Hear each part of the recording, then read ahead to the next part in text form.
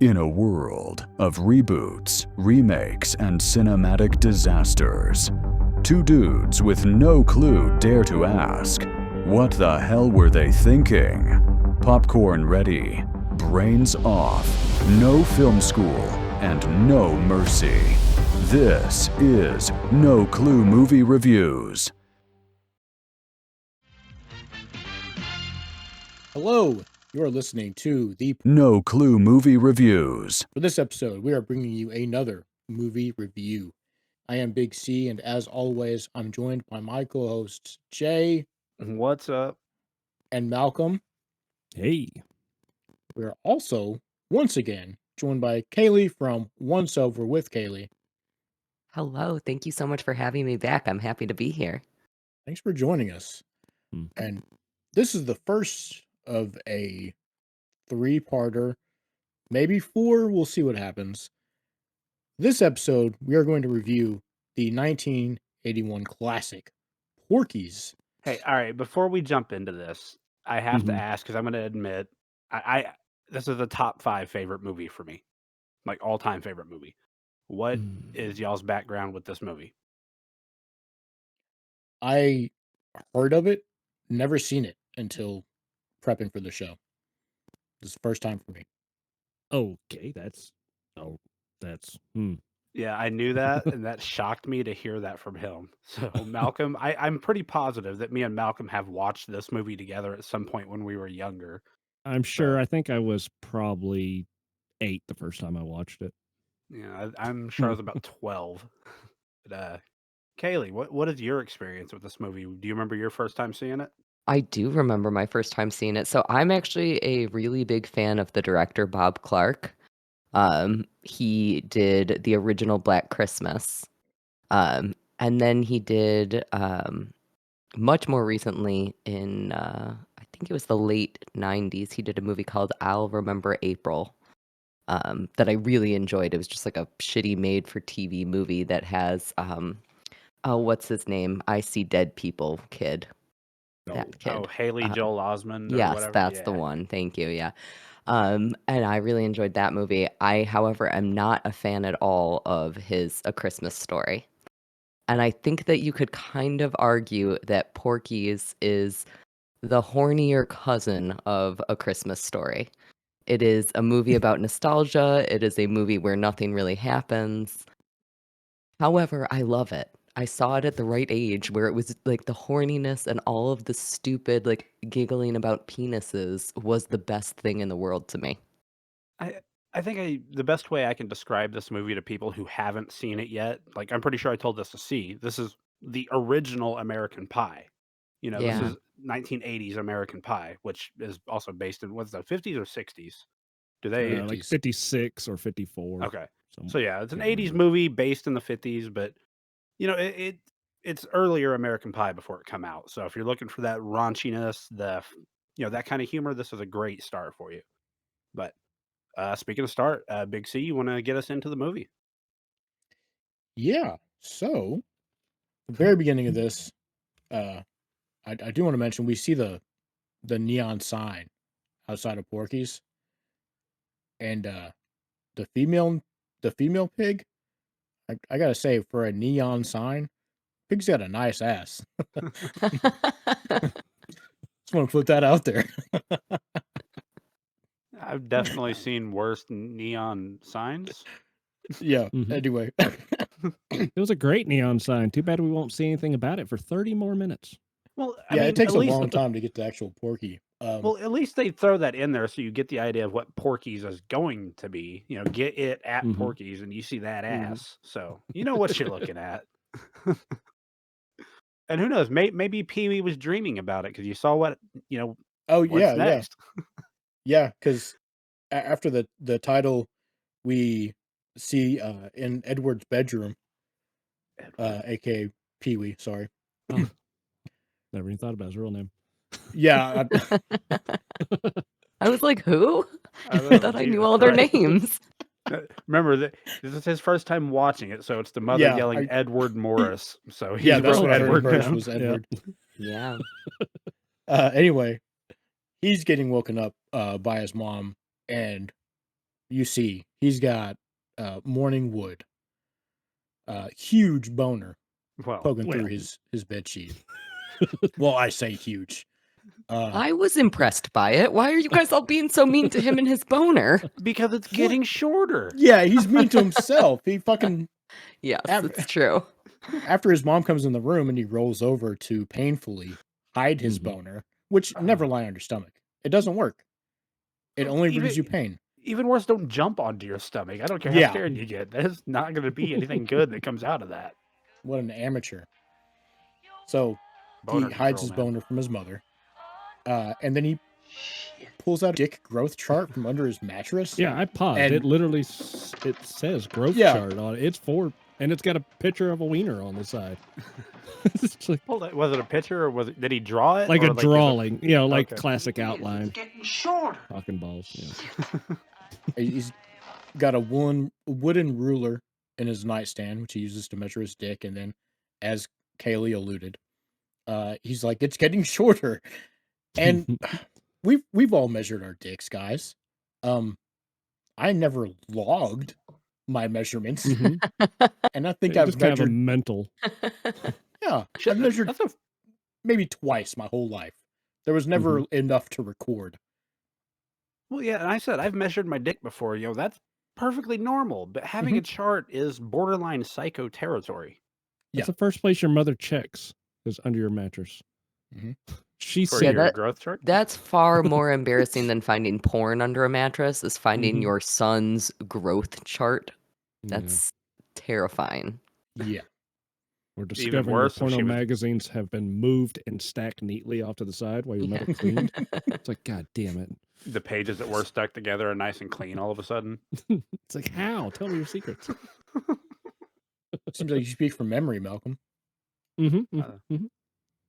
So right after this, though, after the growth chart, you see, was it Billy and Tommy are driving, and they are having Yes. a conversation from car to car. I call bullshit on this. Y'all ever tried to talk to somebody in the car next to you? First of all, you can't hear a goddamn thing. These two are driving perfectly, no problem at all.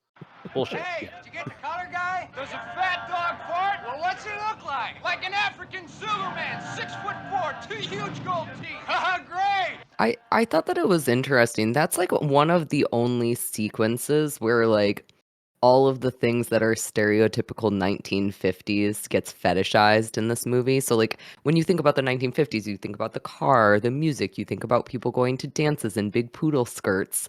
All of that stuff. And this movie completely ignores that just to make penis jokes. But I liked that little car scene, even though it doesn't make any sense, because at least we got to see the cars, Mm-hmm. Well, Yeah, that's no, one that's a good highlight. point. Throughout And this entire everyone in movie, this so many town cars. has a pristine car. Yeah. Like a perfect showroom car. Well, since we're mentioning that, I know this is way down the line. What the hell kind of car is it that Brian drives? Because that car is fucking awesome. I don't know. I yeah, couldn't tell you what a single one of these cars is, actually. I just know that they're gorgeous. Well, we get to find out here after the car that Billy, Tommy, and Mickey have a plan, and all we know that it involves a girl and a big black dude. Mhm. Nothing here yet. And then there's just a lot of feeding into little small storylines that come up. Like you find out Wendy's got something planned for Pee-wee because Mhm. he apparently wore a condom to a date. Somebody explain to me how that works. No idea. Condoms and flaccid dicks don't go well together. If you see how like amped up Pee-wee is, he probably would just had a hard on the entire date. Yeah, I think that the joke was that he showed up at the date with a hard on and that offended Wendy. I was like, why would that offend a girl? Like I'm like, thank you. You think that I'm so attractive that you just have a hard on from looking at me? Like that's wonderful. That's Mhm. Okay, maybe see, it's just because I'm aging that I feel that way, but like I don't think I've ever heard of a woman be offended by that.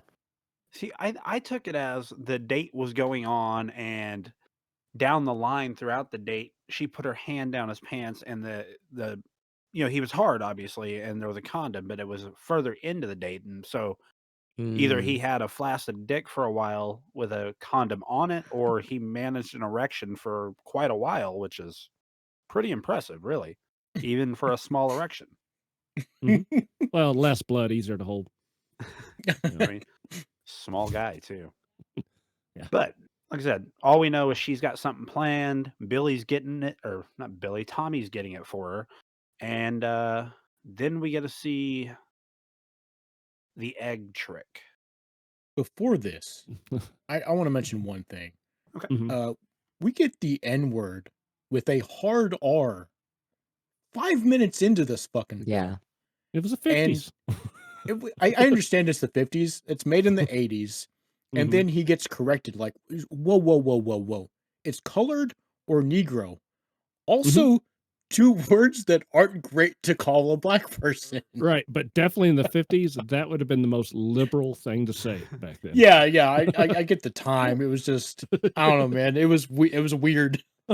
Well, if y'all are going to be on that point there, what about when Mickey tells them to go back to Oklahoma and Michigan with all the liberals? Okay, Yeah. Oklahoma, I Yeah. don't like, I No. get it's a different time now, but Oklahoma is one of 2 states that voted pure red in the last election. Exactly. Yeah, We don't we're have not. liberal here. No, I was offended. I was deeply offended. But no, there's just a lot going on in this scene. I just try to gloss over the racial points. So that's why I said big black dude. But okay, if we want to go that route. Look, I'm I about didn't to say- say the word. I just had to bring it up. It is pretty shocking. It's jarring. Mhm. It's It jarring to was. have that happen. Like we just got the camera just stopped focusing on a boner, and the next thing that I hear is a hard R. Like Yeah. it was pretty wild. Well, it's not 5-10 minutes later, you got a guy trying to call a Jewish person a slur and fucking it up left Yep. and right. Calls him a kite. Well, I would say K-I-T-E, that's so fine. funny. Kaylee, I'm sorry you had to watch Yeah, that. I felt offended about how Jews were portrayed in this movie, mostly because I don't think that guy is Jewish, um, He like didn't look it. in Dude, any way, shape, or form. He looked like he could have played the cousin of Ralph Macchio and My Cousin Vinny. Like they Yeah, he Yes. looks like if Yes, yes. Exactly. if you Especially later ordered, on when Ralph he's Macchio from Wish, he would show up. So There you Yeah, when he was fighting, all I could think of was that's the fucking Karate Kid. yeah. Sweep the leg, Johnny. Sweep the leg, Timmy. And remember, I saw this like maybe when I was 8. That was actually probably the first time I ever heard. Well, no, I heard the hard R's many times with my mother. But the Jewish stuff, it's like I don't even think I knew what a Jew was then, because this is Oklahoma. Yeah. It's funny. So I grew up in a relatively Jewish-y area, more Jewish than a lot of other areas. Mhm. So it wasn't super like most of my friends knew people who were Jewish other than me. I never had anybody call me any slurs. I never had anybody call me the kite word. Until I was like 25-ish years old, maybe even a little bit older than that. And it caught me so off guard because like that is, even though it's a slur, it's not one that people use very frequently. Mhm. Yeah, and like I said, I believe this is the first time same as Malcolm, I've ever heard any kind of slur for that. And Yeah. even still, I never used it going on in my life. And yeah, it's such a rare thing to hear. No, I can't think of a movie or anything outside of this movie where that word is used. Hmm. Yeah. Till Schindler's List, I guess. Yeah, but I don't think that was meant to be a comedy. It wasn't meant to be. That's how Malcolm took it. Jesus. All right. Did that So- also start with boners? I don't remember exactly. All right. If it The egg didn't, it scene. should have. The egg scene. No, Yeah. I mean, it's a stupid little prank. I've always wondered if somebody would really fall for it. Could you get somebody doing this joke? For the listeners, they're throwing an egg in the air. They throw one on the ground. It busts. It's a raw egg. They freak the guy out, bust one on his head, but it's hard boiled. They trick him into doing that to somebody else, but give him 2 raw eggs, and he smashes. Pee-wee smashes it directly onto Meat's face. Mhm. I would have saw that coming a mile away. Well, Pee-wee's an idiot. No, I mean for But- Meat's sake. Like I don't know. so My bigger problem with this is that if you had to choose between getting a hard-boiled or an uncooked egg smashed on your face by somebody who was a guy, so like somewhat strong, I feel like you would prefer it to be the raw egg because wouldn't a hard-boiled egg hurt really bad on your forehead? Well, I would compare it to taking a cream pie to the face or a money shot to the face as opposed to a Oh. hard boner to the face. So, yeah, I guess the softness of the egg would be the better one. The hard boiled would kind of suck. Yeah, I was more or less bugged by the rough edit right after that when they introduced Ball Breaker. That Pee-wee and Meat have just ran off where Pee-wee is just going to get hurt. And then instantly Meat is in the back of the crowd and Pee-wee's at the fence and everyone's smiling. But it just feels like it just happened. Well, Pee-wee's quick. He ran away real fast. Meat didn't want to stay caught up. Little guy. Yeah. I mean, well, I say that, but this next scene proves that Meat can run like a motherfucker. I do like with the egg scene before we move on from that, I really enjoy that they start the movie out with pranks so early because really the movie is all about pranks. They're like playing more and more complicated pranks, some of which are for revenge, some of which are to mess with their friends. So I think the egg scene is a very important one in the sense that it kind of like sets us up for who these guys are. Yeah, the final prank is almost terroristic. Yes. Yeah, there should have been a lot of gel time for the final prank. I mean, but, yeah, I never really thought about it though. This movie is about pranks. Yeah. Everything in this movie, like, I mean, hell, what I was just saying, like what Wendy's talking about, what they're talking about, it's Yeah. all about pranks. Okay, Yeah. Pranks called- and dicks and boobs. and Cuban pussy. Yes. Oh God. All right. So speaking of pussy, we find out what the plan is with the girl and the big black dude, if I may see. Yes. If that's okay. Okay. And the Yeah. big black dude. So they're driving out in the woods, and you come to find out they took Cherry Forever to the woods, and the guys are all going out to, take turns fucking her. Mhm. The guys have it planned where the big black dude is actually her boyfriend, husband. A boyfriend, I think is what I remember hearing. He's a gentleman that's gonna, be there. And they go out there and set them up for their prank here. The prank is gonna be they're gonna have them all stripped down and make them believe that this guy bust in and beat the shit out of them and trying to kill them, and they all run away. I personally find this hilarious, but this might be the first time that I ever saw full frontal male nudity in any movie. So Yeah. I'm serious. Like there is no other movie. Kaylee, do you remember movies before this that just straight up? I was just trying to think. I know that there must be, but now that I think about it, I can't think of a single thing. I can't think of movies that do even a lot of full frontal male nudity up until like the 2000s. Again, I know that there must be, but Well, what was it? Forgetting Sarah Marshall was one of those that like had a Yeah. big shock factor when what's his name? Jason, whatever. He's standing there shaking his dick at her, and then I believe American Reunion had Jason Biggs, do full frontal, and then yeah, there's not a whole lot. There's definitely not a scene where you got 7 naked ass dudes getting up, running away from each other, all dick dangling. There was a movie called The Full Monty. They were advertising, building up to that. I Final. don't. It was a bunch of average dudes want to do a male strip. Yeah, no, I remember that movie. I just don't remember. Yeah. Did they actually get naked in that movie? I don't know. I feel like the media made a big deal about it. Hmm. I can't remember, but I was feel for like sure that I feel like there is not male nudity in that movie. You know what I am remembering though? This is not sexualized in many ways, but there is definitely male nudity in Salo, which is a horrific movie if you have not seen it. It's like a Salo or 120 Days of Sodom. It's based on a book by Marquis de Sade. All right. And that was probably, I don't remember what year that came out, but probably the 70s, probably like mid-ish. And that definitely has some things in it. Okay.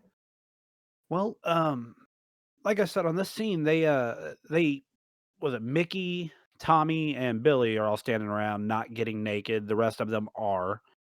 Mhm. Billy and Tommy go to the back. They pull in. What was his name? What was the guy's name? Did y'all catch it?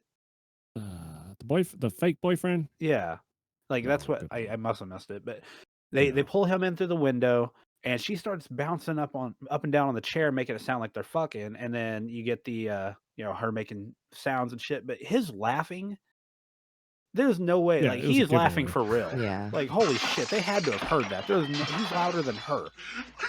What's going on, you motherfucker? I'll kill you, white boy. No, white boy. We didn't know she was your wife. Besides, it wasn't me. It was him. I was just watching. It was just boys. You're both dead men. I'll kill you all, you motherfucker.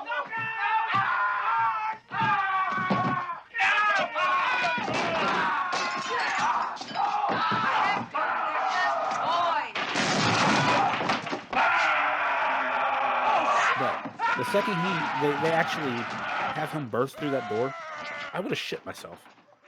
I don't know if I would have been able to get up and run. I would have shit myself. I would have stepped in it, and I would have fell. And Mhm. yeah, there ain't no way I'm running from that. What would y'all do in a situation like that? Like if a friend set y'all up like this, just out of curiosity. I'd be mad. I'm I all about wouldn't- pranks. This is bad. No. Yeah, I've I always been wouldn't- able to run. I remember many times in the past when shit got real, I was pretty quick at running. Disappear. I would never talk to these friends ever again. Like, I understand that they're just like kind of messing with each other and that's like part of their friend circle, but like that's a pretty drastic prank. Mhm. Mhm. I definitely would not have run away naked like Pee Wee did. Like down the Right. fucking road. Yeah.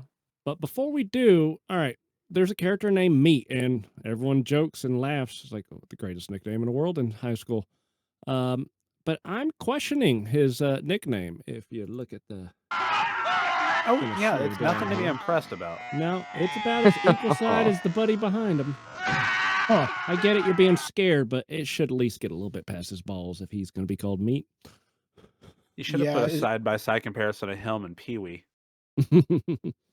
especially given the fucking forget her name, the stripper's Cherry for reaction. Mhm. Yeah, Cherry Forever when she sees his dick. She acted Yeah. like Oh yeah, that it boy's was she like deformed. gasped. deformed. Yeah. yeah. Well, and you Like- compare that to how she reacted to Pee Wee, saying that he needs to strap a board to his ass so he doesn't fall in. That says more about her, if you ask me. Yeah. And then who's the other one? There's another random. She's like a Frankie. She goes, "It's crooked, Frankie. You've been screwing around corners." Yeah. Yeah. There's a lot of insert extra guys in this group that come Well, and go.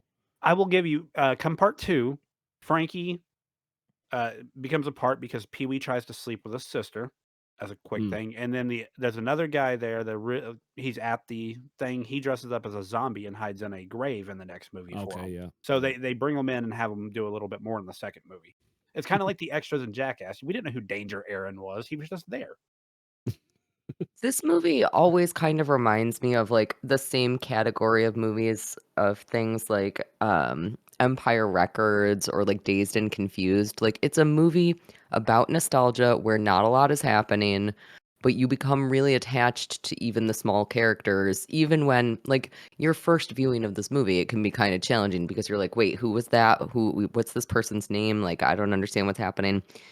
But they do become important because each one of them has their own characteristics, and that's hard to do. And I think that's one of the things that Bob Clark does really, really well. So, real quick, I completely Mhm. glossed over this. Jumping back to them in the schoolyard. Do y'all remember? And because you brought up the Meat's nickname, Mhm. the girl that comes up and talks to Meat, the one that is like 14 or 15 years old, while Meat's Yeah, clearly little you know, freshman. a little Yeah. 18-year-old. It's a little like I get that they're messing with her and he wasn't really going to go off with her, but like they hinted at the fact that he could have just slept with a minor that quickly. I think he's just going to show her. Oh, just going to show her. Yeah. Oh, okay. Yeah. Well, show and tell. yeah. All He'll right. Which, I show, mean- she'll go tell. Yeah. He has the nickname, but then he would have shown her in, as we saw. Yeah. It's just average. Jigs so, up. Yeah. Yeah, way to go, Malcolm. You just ruined it. I can no longer Thank look you. at him and think of him as meat.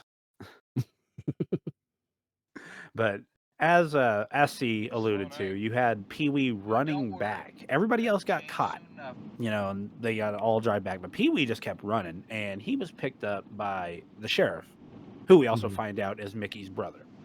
Yeah. Mhm. I tell you? So they get a ride back, and Pee Wee gets a shit. But we meet Tim's dad here. So what do y'all think of Tim's dad? Like, he pulls up, he's drinking and driving. He's got a girl on the back that doesn't look any older than the girl that I just mentioned from the first part of the movie. Yeah. Yeah. It's The only thing the sheriff seems worried about is the fact that he has an open container. Get rid of the beer Yeah, not the fact that he litters. 50s were a different time, man. yeah. I don't think Yeah. there's such. I don't even think they had the word litter. It's like he falls on the ground, it's gone the next day. I don't see the problem. But His yeah. dad, though, was a real piece of work. Well, between what I just listed there, he clearly tells fucking Timmy to go home because he's gonna beat his ass for running from the Boop. black dude. Yeah. And then where we hear it again, there's another hard R, not out of nowhere, but at least we saw that one coming, I guess. Mm-hmm. But I don't know, man. He's a piece of work, like you said, and down the line we find out like he hits him and all that shit. But it's whatever. We can tell because the guys It's the mentioned 50s. the 50s. It's the 50s. That's just what the It's the guys did to 50s. their kids, right? Yeah. You just beat the hell out of him. You got a punching bag or two, and then yeah. But I don't know. Pee Wee's all depressed, and this is when you finally hear their plan to go to Porky's. Yep. So Yeah, Pee-wee's itching to get laid. He talks like it's happened before, but Mhm. the way he acts, you would swear he's still a virgin. we all had that friend in high school, Yeah. or hell, even one in junior high that would pretend like he's gotten laid. Everybody has that guy that they knew. Mhm. And he is a virgin, and he's like the last one in the group, so he's embarrassed. So he's trying to act like he's not. At least that's what I get from it. Well, They- as C was talking about, like they mentioned that Porky's just got a load of Cuban pussy in, and Like, Yeah. Pee Wee's like, "Oh, I've never had Cuban pussy before." Yeah. It's like, right, Pee Wee. But After no, a few weeks, he gets pent up. Yeah. but that They- night's over, guys. The next day, Wendy's prank was one of the lamest fucking pranks ever. Mhm. She has a giant condom. Yeah. Literally, that's it. It's just a giant condom, and she goes to give it to him and say he got it for being the biggest dickhead. Okay, so Yeah. dumb joke, terrible joke. And she's got terrible jokes throughout. Another one later on at the dance that I'm gonna have to ask y'all if y'all even understand what the hell she said. But Hmm.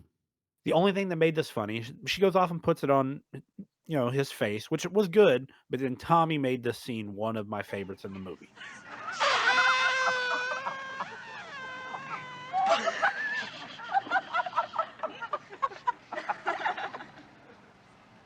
What did y'all think about Tommy running around just stabbing everybody in the crotch and the ass, whatever, with that fucking thing, with that giant condom? Hell, he knocked a girl down into a crowd just running into people before inevitably ending in Miss Ballbreaker's crotch.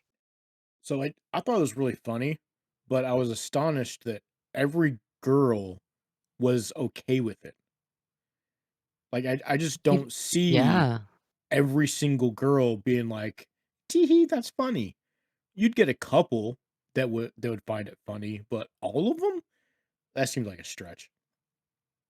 That's a really good point. Women are very much treated as pieces of ass in this movie.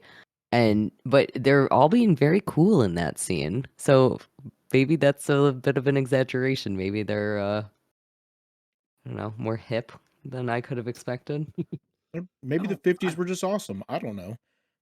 Yeah, No, I'm going. She's possible. right. She's right though. They're all treated as just a piece of ass throughout the Mhm. movie. I mean, fuck, Wendy's used as a bargaining chip later on, like, or I guess making a bet. Hey, if we do this and we win, you got to fuck Pee Wee. You know, like shit that happens. There's a scene with the shower that all the girls are like, oh hey, Oh, look, that's fine. How many girls yeah. Mhm. actually ran out?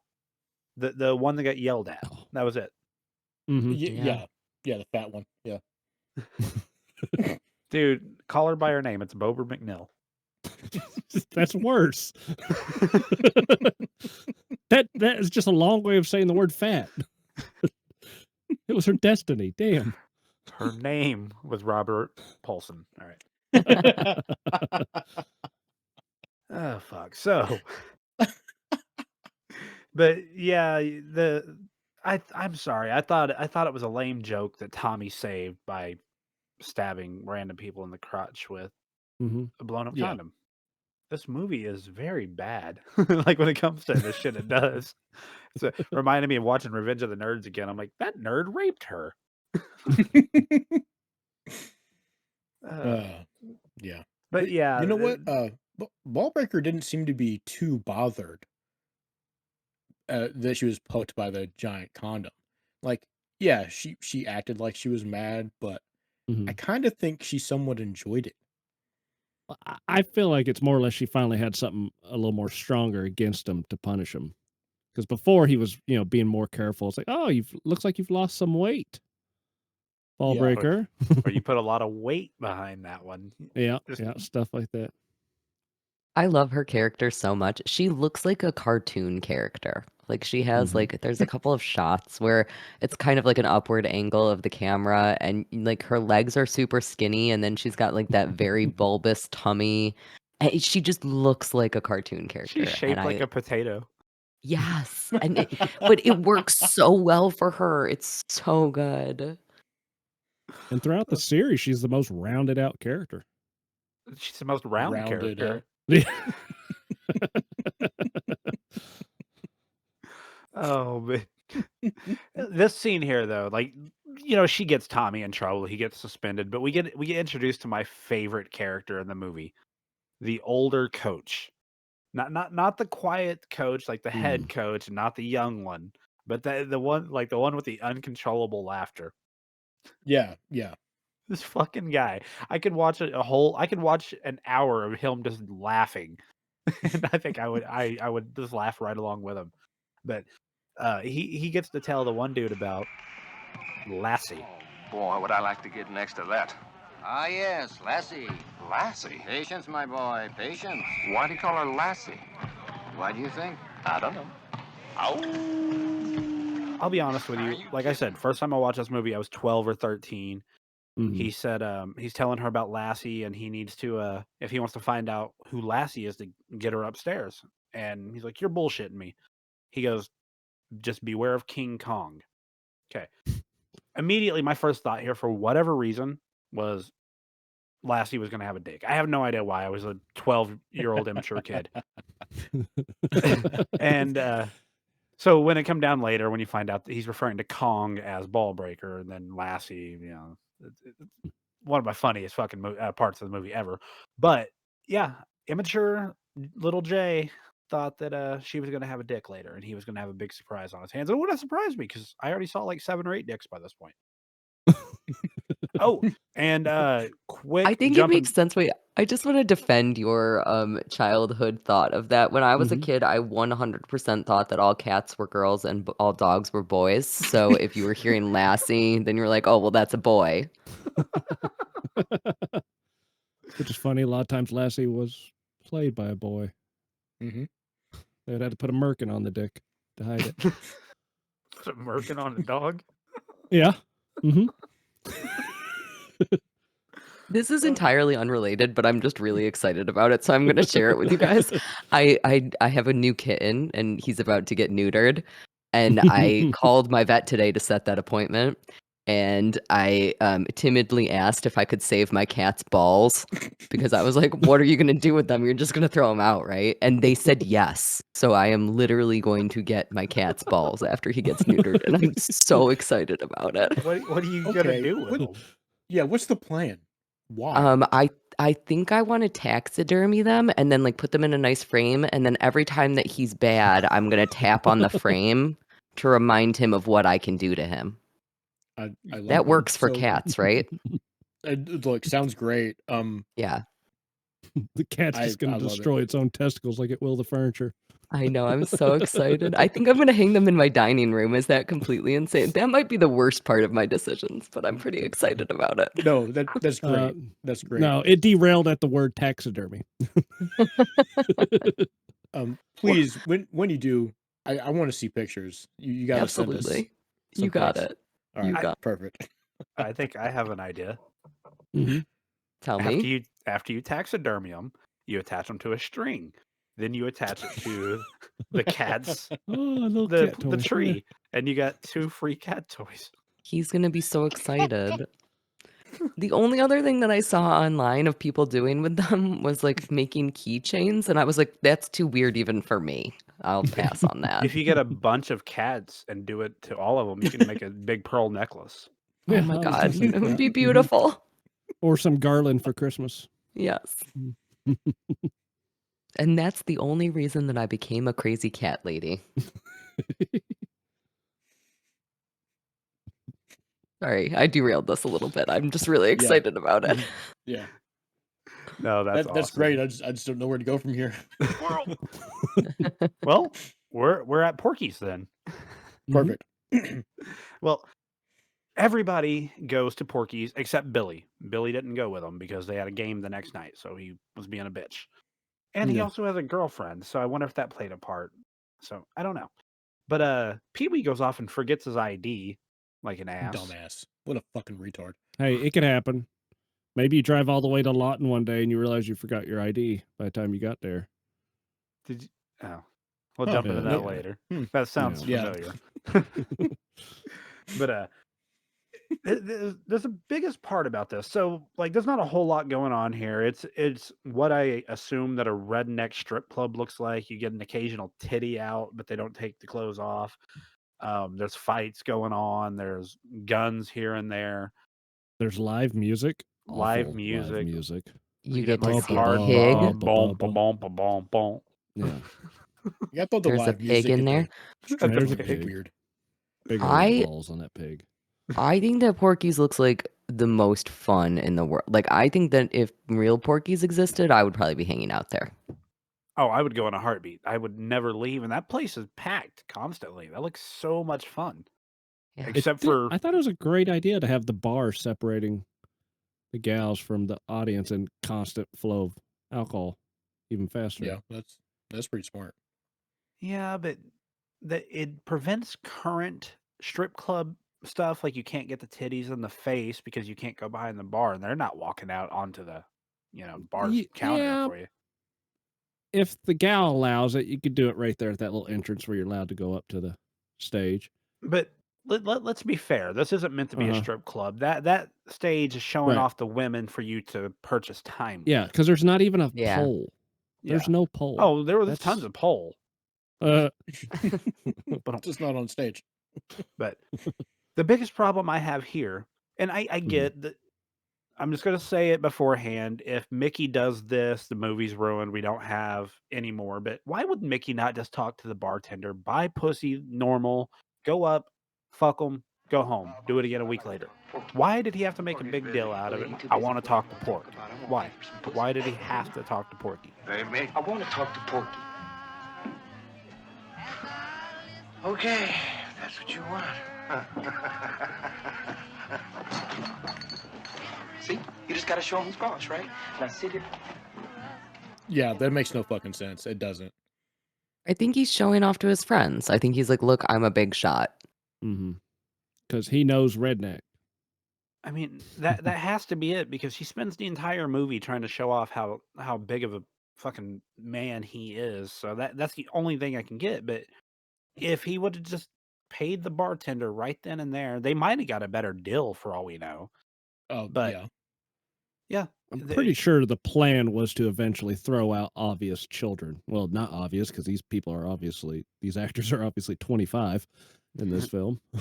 But I don't think the plan was to let them do anything besides waste a little bit of money and kick them out. Well, they already letting them drink. They already know that the one doesn't have an ID. They don't Mhm. care. Like, they're not gonna get arrested, as we find out later.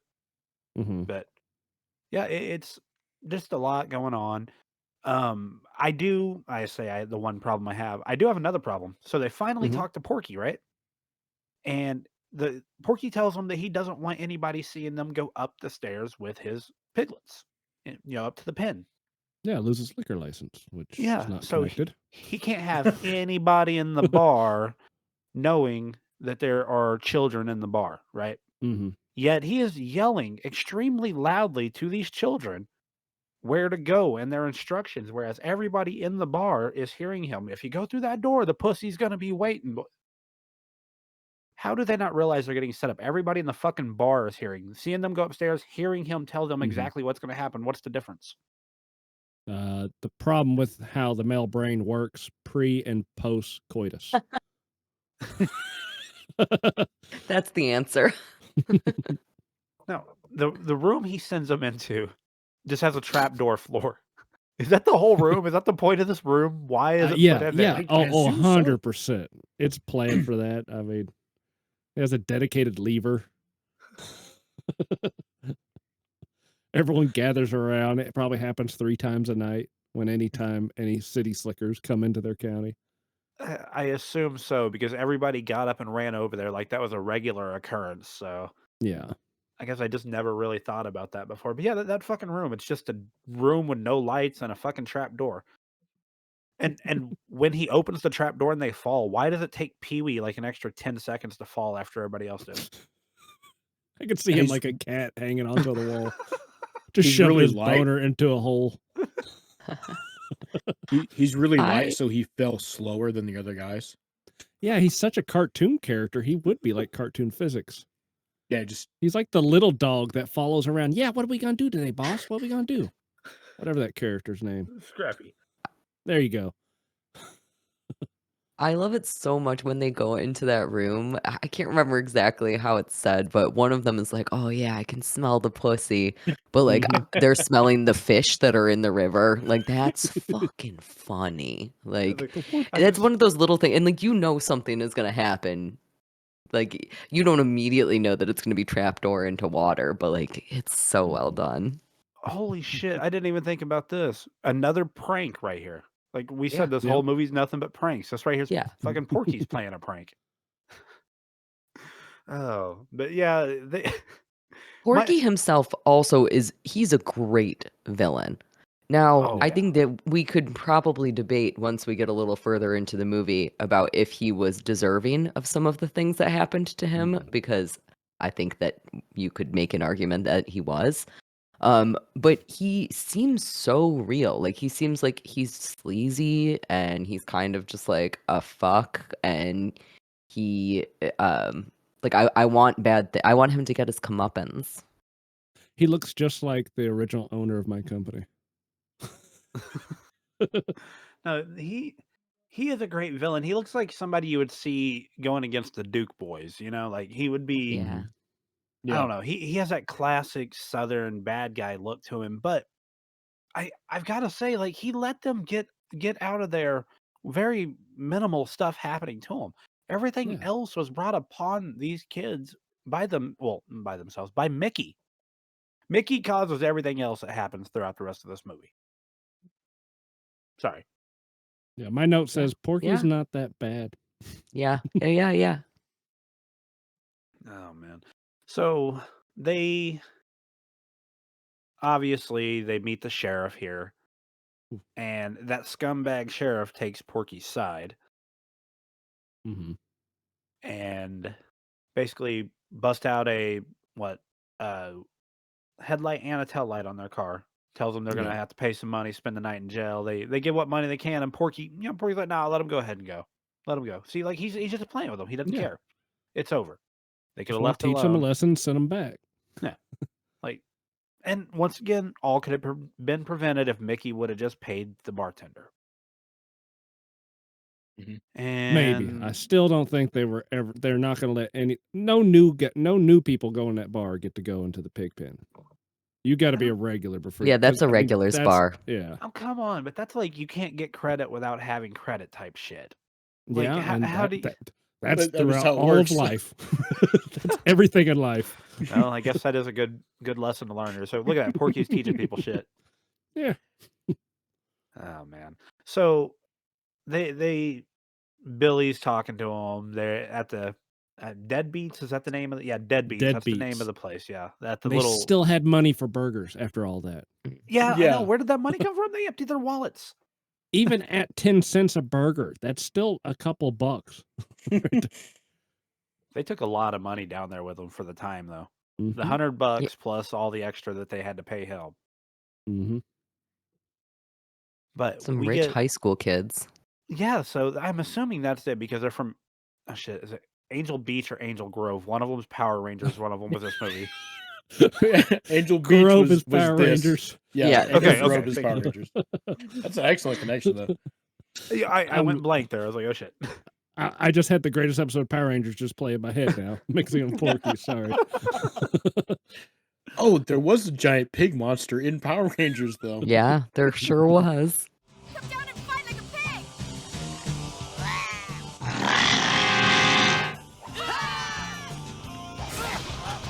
That's So one of the this is originals. perfect tie-in. Oh. But okay, so after this, the next day we're at the school, and we were talking about the Timmy and Brian fight earlier. Like we jumped way ahead. That fight happens Mhm. now, not. But yeah, that fight was boring as fuck. That's all I gotta say. That fight was boring. The coach had way more energy breaking up the fight than they had during the fight. Yeah, but he should have known he was going to get his ass whooped. He knew jujitsu. Thank you. Okay, that's yeah. Can we just talk about the fact? Can we just talk about the fact? I think it was judo, but same exact joke. Okay, so he did judo. I legitimately, I wasn't offended by much in this movie. I was like, all right, listen. Any Jew that is getting picked on so hard that he has to learn judo, like that's a. I get what you're doing here. What the fuck? But that like, the fight, it was so boring. They stood there and there was not like I don't know, maybe I'm just used to seeing like a couple punches thrown, somebody hitting the ground and like 5 people swarming and kicking people, but But again, it's the classic look of the 50s where everyone's a gentleman and stood up, and yeah, I you guess know, that was the shake faced each hands other. thing. It wasn't just like, oh, let me get you on the ground and I'm just start kicking you in the kidneys. you don't end the fight as soon as possible. You got to show your skill back then. Mm-hmm. Mm-hmm. But what I referenced though, right before the fight started, or right before the scene started, when I said that he kept calling Brian kept calling or getting called a kite. That Mhm. Yeah.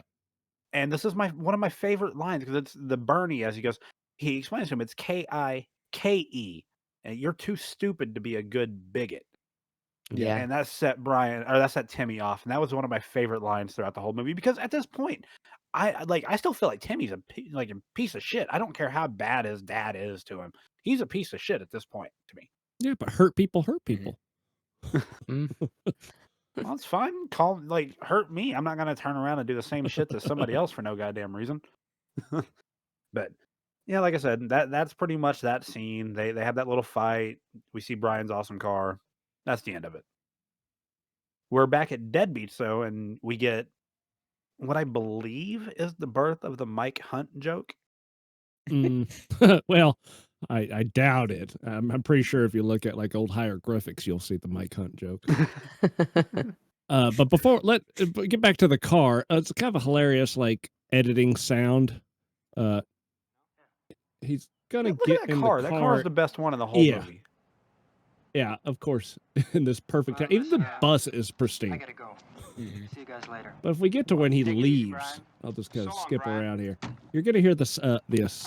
Let me crank it up a little bit. Sounds like he's taking off pretty good, but you're gonna see in the background. He's just barely creeping still. Sounds like he's already in third gear. He was in third gear because I thought about that when I first watched it. I was like, how fast is he fucking going through this parking lot? And then just now, I counted the shifts. It was 3. Or, Yeah. Yeah, he got out of third gear. And he's I don't driving fucking know. 10 miles an hour back there. Okay, so you just help me figure it out. That's a 95 Honda. Oh, Okay, nailed Right. it. the Thank you. VTEC just kicked in. And actually, yeah, back then he would have gone pretty fast because those cars didn't go that quick back then. Like your top speed wasn't what it is now, you know? So I'm not worried about top speed. I just wonder like how high he was revving that up before he was fucking shifting over because they're just but either way, man. So the fucking like I said, the Mike Hunt joke. Mhm. Anybody ever hear that before this movie? well, I Mm. just watched this, so yeah. Well, before 81. Sorry. I hate to say it, but I'm pretty sure Simpsons had already did it. Simpsons did it. Simpsons did it. Time traveling. Mhm. But you get that it's just hilarious, like asking if Mike Hunt's in the parking lot or has anybody seen Mike Hunt. So that's Mhm. great. But then you I get got the feeling drunk everyone meat. has. You get drunk meat comes out of nowhere, which I don't know. I didn't really care for him. Yeah, it No. was you hear one thing about Princeton in the beginning, just like a one-off line, and it's like, oh, sad he didn't get into Princeton. It's like meat has almost nothing to do in this whole film. He's literally just a piece of meat standing around most of the time. Yeah, it was just so random and it out of character for him. Mm-hmm. Also, And everyone's And sad for him, and then we don't care anymore. We got to move on to the next storyline. kind of poorly acted. very It- poorly acted. Yeah, it was a terrible drunk. Yeah, he did do a bad drunk. Well, when you get the police officers that walk over to question them and ask them about being drunk, though, Mhm. there's no way they really didn't notice Brian sitting there with the guys. You know, he Yeah. walks over and says he's an innocent bystander. He was sitting 2 seats down between 2 of the guys you were just talking to. He's Mhm. obviously with them. Those cops clearly weren't very good. Like, realistically, the dude would have cuffed him as soon as he got chili spat on his face. He Yeah. would have had him out of there. Was that chili or was it the sugar cubes that were put into his mouth? So Like, what did I he- think it was Oh, a yeah. chili coated sugar cube is what got That's spat so on the gross. officer. Oh. Although they did make that comment about they might want to save him because they wouldn't know how to fill out paperwork if he drowned in chili, Yeah. Mhm. which bothers me on this next scene because the cops go away and then Mickey pulls up Barely. outside. Yeah. They're still, Mickey- they just barely walked out the door when there's a crash. Yeah. And they don't even go check on him. Mickey's there dying. These cops like, fuck it, I'm going home. But they all leave drunk ass meat who almost just Mhm. drowned in there by himself next to his chili. They didn't take the chili away. They don't care. Like I don't know, man. He's the enforcer of the team. They need him. They can't let him drown in chili, man. That's not right. But Mickey outside, he went back to Porky's. Mhm. Got his ass kicked. I guess that's about what we learned, right? Yeah. Try to take him to the hospital. He freaks out and drives home. Yeah. Yep. It is interesting that like he is shocked when he finds out that the sheriff is Porky's brother, but then he even mentions that the cops work for Porky when they first roll up. It's like, yeah, it's Porky's Yeah. stormtroopers. It's Wallace-town. Yeah. Yeah, it's Wallace-town. Well, Mickey's the last person to bitch about that. His brother is literally the sheriff of the other town. Mm-hmm.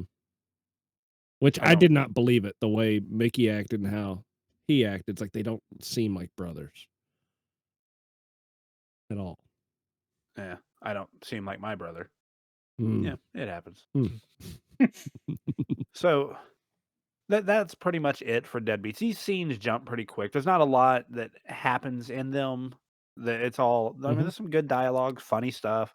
Whole movie's pretty fucking funny to be honest. But the next scene we come up to, I believe we're back at school in the locker room, and we get to see Tim come back in after the fight, and his face is fucked up pretty bad. Obviously, we know that Brian didn't do that with a couple of jabs and his little judo throws, and like still that's so fucked up. I this movie. I get that it's the 80s, but there's a lot of shit in this movies that like I'm surprised that they let fly in the 80s. Mm. But I mean, You it find, it teaches a lesson that the things that people say aren't a good thing. yeah, It is a decent. There's decent amount of learning about tolerance in this movie. surprisingly, yes, you're right. There is a lot of hey, you shouldn't do that. I mean, hell, like C said right in the get go, Hmm. they said Yeah. the hard R. It's like, oh come on, you mean the colored guy or what? Yeah. Yeah. Yeah. Well, you're right. I guess there are points to be made in this movie, but I don't know. There's just a lot of fucked up shit said in it. But you come to find out that Tim got his ass kicked at home. Didn't get his ass kicked by Brian. He went home. His dad beat his ass. Mhm. Brian talks to coach, tries to get I'm assuming he talks to coach to try to help get him back on the team because we Mhm. pan away back to Lassie and other coach, young coach. I missed their Let's just names. call I him Young Coach. Yeah, no idea what his name is. Yeah, He young says coach, it old at the coach. end, but And don't call me coach anymore. Call me Roy. Only 23, for Christ's sake. You look much older. Brendan, Now, why don't you go and sit on a... at this point, I'm going to point out that Lassie just happens to be the biggest star of this whole movie now. Like, yeah. actual now star.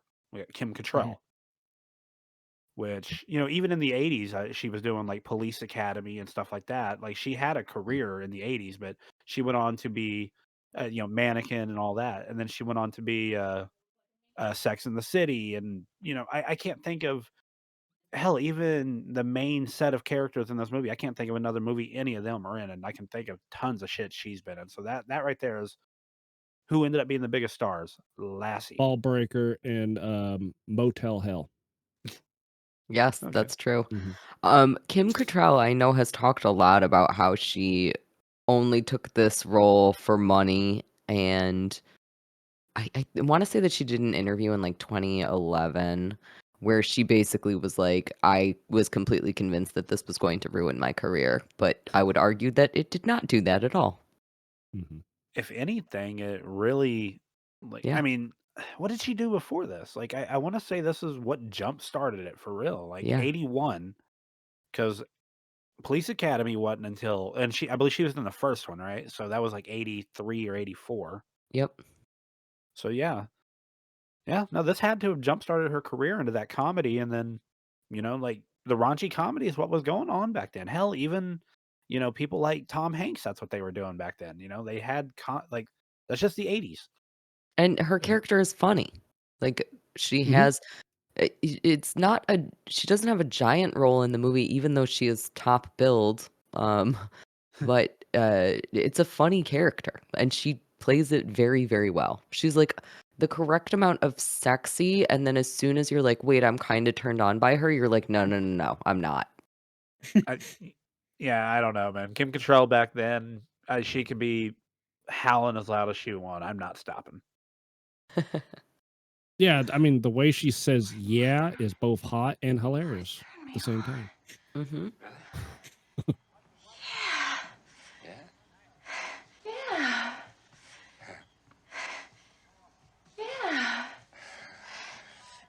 Yeah? Well, I do have one issue here, though. Let's go back to real quick. You said her character is funny. Up to this point, I I would not have agreed with you because she just really was just there. She Yeah. kind of giggled and stuff. But her argument with Beulah on the staircase right here, talking about she could stick it up her kazoo, Beulah, and shit like that. The moral turpitude argument, Mhm. Mhm. fucking great. And at that point, I fell in love with this character. Yeah. And then we get, I'll just say, the scene starting in the boys' locker room all the way up to ending in like with dude laughing his ass off downstairs Mhm. is nonstop when I'm watching this, nonstop laughter for me. Like I'm not joking. I can't even like I have so much trouble catching my breath because I love the fucking laughter out of the head or out of the old coach so much. He is so beat red and he cannot breathe. I want to know if he was really laughing or if that was just like if they forced that, if that was a scripted thing, because that just seems so real. Yeah, definitely. He definitely is a good laugher if he's doing it on command. Very believable. especially in the tallywhacker scene later in the movie, Hmm. which is the only one. It's the only joke I laughed out loud after have seen this probably 20 times was just the tallywhacker scene. But we'll get to that. I watched this again with the wife just to get a refresh in my head, and then I went through and made my notes on it. And I found myself like quoting the movie as we were going. Needless to say, I got yelled at quite a bit. Oh yeah. Like I realized that I probably know almost all the words to this movie, and that's not a good thing. But No, it's perfect for our generation. Yeah, it's correct. was Except for anybody C. was anybody bothered by the fact that she wasn't turned on one bit until she started smelling the students' underwear and jock Yes. straps? Thank you. So Yes. fucking weird. Oh, because it's students or because it's jock straps? Both. I don't care if it was like their shirts, dude. She didn't get turned on until she started smelling their clothes. They Mhm. are literally, and she starts saying, "The boys' locker room always turned me on." The Pheromones. boys' locker room. The boys. Yeah, okay, She- fine, but they'd be the stinkiest one, even more than I would imagine even men. Teenage boys. Yeah. You're missing So the yes, point I think- here. Yeah. No, I'm skimming the point. Kind of like you did earlier. But so at least Kaylee's bothered by it. Jesus, Cayley, like Yeah. No, I was like horrifying. As soon as the camera pans over and you see like a laundry bin that has jock straps and like dirty socks and everything in it, I was like, no, no, no, no, no, no, no, no, no, no, no, no, no. And it had probably been about 10 years since I've seen this movie. It's been a while for me since my last watch of this movie. So I had completely forgotten about that. And I was like, why is this happening? And why do I have to watch it? And then her mouth gets stuffed shut with them, and I'm like, Oh. who was wearing that? And then he's kissing her with, I think it's a sock. I don't know. I feel like I had to avert my eyes a little bit. It was a jock yeah, strap. because originally he Gross. grabbed a jock strap and then let it go, and then grabbed a sock. Okay. But I don't know which is worse. Wait, no, pause on that. I don't know which is worse. Yeah, I was At thinking the least a same thing. jock strap. At least a jock strap. I can argue like women and humans sometimes like to have penis in their face, so I can make an argument that a jock strap makes sense. Most people don't want to have dirty sock in their face. I know that some people do. Mhm. I think less than the percentage of people who like to have penis in their face. I don't.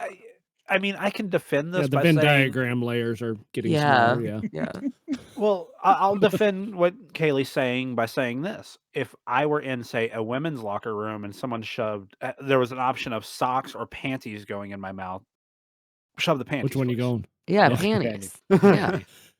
Are you going to try to make a tea out of it? Okay. But it bothered me. But like it got Is made it up because for it's underage boys' underwear? Is it that's what's bothering you, or just the fact that BO?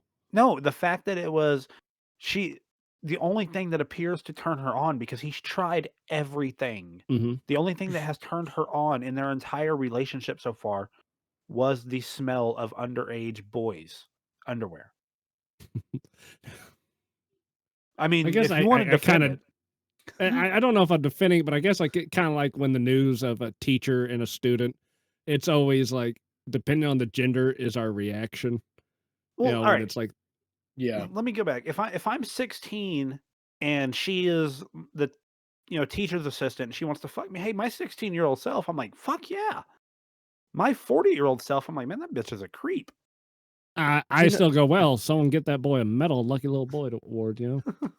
You know what? But another way to talk about it is also if you kind of did a gender reversal here and you had a guy going into a ladies' locker room, it's okay for the guy to get turned on by looking through a peephole at girls in a shower, but you don't think about a guy going into a ladies' locker room and smelling their dirty underwear. Like, again, I'm not saying that guys don't enjoy smelling women's used underwear. I'm just saying that that's like a weird and jarring thing for me to look at. Well, at least with the peephole scene, it was 3 underage kids looking at what was supposed to be all Yeah. underage females in there. So at least that fell in line as opposed to a 20-something trying to hook up with, or not trying to hook up with, but getting turned on by underage kids. But my thing is, like, just bypassing that, everybody downstairs clearly knows what is going on, right? Even Wendy Yeah, makes that. Well, Wendy looks at somebody and makes that like her tongue Yeah. wagging thing, like she knows it's Lassie, Yeah. it's Lassie. So they've heard this before. How does she still have a job? Because they're talking about excellent firing question. the other coach. How does she have a job? I guess we know how she's kept the job. Yeah, I was going to say she's banging her way to the yeah. top is the answer to that. Why don't you smell my tallywhacker? The tallywhacker. The next scene we have, they finally get down to the they get down to the peoples, as Lucy was just saying. And they get in there where there's actually people in there still. So we get to see what they call the biggest beaver hunt in the school history. And I never seen so much wool. like in this sweater. That's my favorite line. I've never seen so much wool. So good. And I had just recently heard that phrase in the Warriors video game that I started playing. They said that in the Warriors video game. That's funny. Yes. What came out first, Warriors or this? Warriors did, right? Yeah. Yeah. Well, I wonder if that was said in 70s. Warriors and if this was like a nod to that. One thing we might get out of Cyrus's little get-together, meeting some strange wool. I wouldn't mind nailing a little something down on the way back. You got a one-track brain. You know that? What's the matter? You going faggot? That's a good question. I don't know. I don't have any interest in watching the Warriors, but I might look into that. Excellent. But yeah, I've never seen it. But the people scene, you said that's your favorite line. My favorite line in this scene actually is when fucking Pee-wee finally has had enough. First of all, them moving back and forth and arguing with each other about who needs to look. Somebody's gonna fucking hear that. Yeah, I'm sorry, it's gonna be heard. Thin ass walls. And those peepholes are gigantic. Yes. I mean, someone should feel the cold breeze coming through those holes. Like, good Lord. And what are those pipes connected to? That's a good question. God damn it, will you move it, you lard ass? So good. It's like a Old Bober McNeil. live action cartoon. Yeah, but where's it coming from? Oh man. Lardass took her time leaving. She wasn't that bad. Okay, so only one other girl ran out with him while the rest stayed. Right. You see that shit? Don't Okay, be alarmed, y'all girls. notice how there's no other holes like those anywhere on any of the other showers? It's just those 3 spots. Yeah. Just random, like, Originality, vent holes. neatness, and hygiene. So, or the fact that the brick have been removed, so it isn't like they accidentally found this. oh They no, seeked it. Yeah, they somebody did. made this. This might be one of those secrets passed down through generations. It's like a guy code thing. But What a perfect locker room scene. Also, I think that the line is actually, there's enough wool to knit a sweater, which is a much funnier line. But them, like, Pee-wee struggling to see around the fat ass is so great. And, like, you can see him, like, poking his head around so that he can, like, try to get a little tiny glimpse, and, like, nobody will share with him. And it's just so, like, you feel like you're, like, one of the gang in this scene. Pee-wee, just watching him gradually get more and more frustrated in Yeah. that scene is probably my favorite there. Like, you just see him, like you said, he's trying so hard to look around the corner and he tries to get over with them. They just keep getting onto him, and him just snapping and yelling at it. God damn it, would you move it, you lard ass? There's nothing better. And her face, when it's said, she is shocked, and it's pretty bad. Everybody else starts throwing their clothes on. She's like, "Oh my god, they're talking about me." She knew immediately. Yeah, it's like, I it'd know, been it's funny kind if of she a yelled out, tragic movie. who are they talking to? She's running out. Pee-wee is the star of this movie. Next to Porky himself. Yeah. If Well, Porky was and in all it more. and all the bush. Yeah, definitely the bush. But It was a badge of honor. It was like they were very proud of that. This scene though, going from like that to I believe Tommy sticks his tongue through because once again, you got Pee Wee. Oh, they're hot. They're hot. Which I guess Mhm. back in the day, just saying somebody's hot means they want to fuck you. So every time he says that, they're hot. They're hot. They were at least fine. They didn't leave. He has kind of a point. They're This at is least all about intrigued. this whole scene is about one of my favorite topics in film ever, which is voyeurism. This whole scene is about voyeurism. It's about us wanting to look in on somebody else, and maybe they will like that. Maybe they want to be watched. Maybe they are as much of an exhibitionist as I am a voyeur. And I love how it's done, and I love like the give and take of we get to be one of the guys, we get to be the voyeur, we get to look in on these girls, we get to see them through the peephole in their towels. But in addition to that, it's true, the girls don't all run away in shame. They're like intrigued. They're like, okay, well, we're gonna put on our towels, but we're not going away. Yeah, and this whole movie it almost seems like that because all the girls pointed out earlier with the condom scene, every girl none of them seem to have a problem with anything going on. There hasn't been that one bitch yet, except for unless you want to count Bober McNeil. Yeah, this could be a problem of Bob Clark not being able to write female characters. That might also contribute to that. Again, his previous movie to this, I can't think of if he did anything in between this or and that, but his previous movie was Black Christmas. So he was writing, a very early age slasher film that was very anti-women. Perhaps he's just not great at writing the female characters. Very, He very in thinks touch with his male audience, but can't hit the women for yeah, shit. yeah, he thinks that we want to smell jock straps. He is wrong. I want to just go on the record saying that right now. Apparently, we didn't watch the same movie because she clearly wanted to smell jockstraps. That's only because he wrote her to be that way. No, I saw it. Must be true. Damn it, I'm gonna go get my jock straps out of the drawer so that I can sniff them. I guess I can be honest now. Mhm. Better watch out. You're going to have people mailing you jockstraps now. Cool.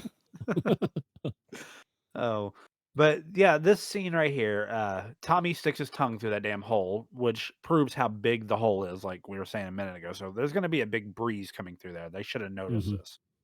But they put soap on his tongue, so Tommy gets the idea of putting his dick through, which is fucking hilarious. Leads to Beulah Ballbreaker walking in and seeing a dick hanging out the wall. This A right very here, distinctive dick. oh yeah, it's got a mole on it. Got him whole. But this scene right here, her running and grabbing his dick, leading into the scene in the office talking about the tallywhacker, Mhm. might be my favorite back-to-back segments of or back-to-back scenes in any movie ever. Like Yeah. comedy-wise, I don't think you can beat this. No, I think it's so perfect. I think that this is a completely perfect scene. This is why the movie is classic. I would say that this is probably the most famous scene in the movie. I think that people who haven't seen this movie are still familiar with it. I think it's been parodied. It's a part of public knowledge effectively. And it's the reason for that is because every single beat in this scene is funny. And I think you're exactly right. It goes perfectly into the next scene. Most likely, this was like the first thing he wrote, and then he tried to build it out to some sort of movie. Yeah. You're probably right because everything about this movie almost is based around this. The cover art. I mean, even if you all right, if you got the DVD or even looked at the DVD ever, the front of it's Mhm. a peephole, and the Yeah. back of it is pictures of this scene on every Yeah. DVD. And so, yeah, you're probably right. This was probably wrote first, and then he's like, "Oh, that's hilarious. I can build off of that." And then he just did a whole deal of pranks. And I don't. supposedly, his A Christmas Story and this was based off a lot of events that happened to him growing up. So I like to imagine that the universe is all together. This is essentially Ralphie's in high school. Yeah. You know something funny about this though is I know the movie is Porky's and a lot of it's based on Porky's, but I feel like the Porky's idea and Porky in general is an afterthought to this movie. Yeah. And you can really tell that. I mean, I know we're not there. We're not going to be there until we get to Cayley's show, but it's clearly evident by Porky's 2 not even having Porky in it. Yeah. So you got it's just interesting. They use him, and like you said, it's probably an experience he had when he was younger. The coach is probably what Bob Clark, it was him when he was younger. He had an experience and wants to get revenge, and so he wrote this movie out based off that experience. But I don't know. But this scene though. Do you have? You said you have this right here. Basically, you have her wanting to get a lineup to identify a penis. Yes, because you get a little frustrated once my clips get about 30 seconds, so I do try to trim them down for you. No, play it up. I think I have a way out of this. We call the police, and we have them send over one of their sketch artists. And this ball breaker can give a description.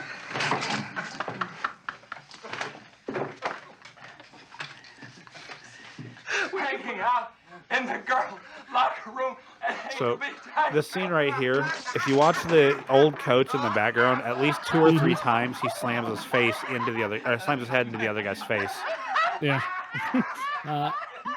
And give it up to Ballbreaker for keeping a straight face, because this is a single shot. Oh yeah, they didn't break this at all.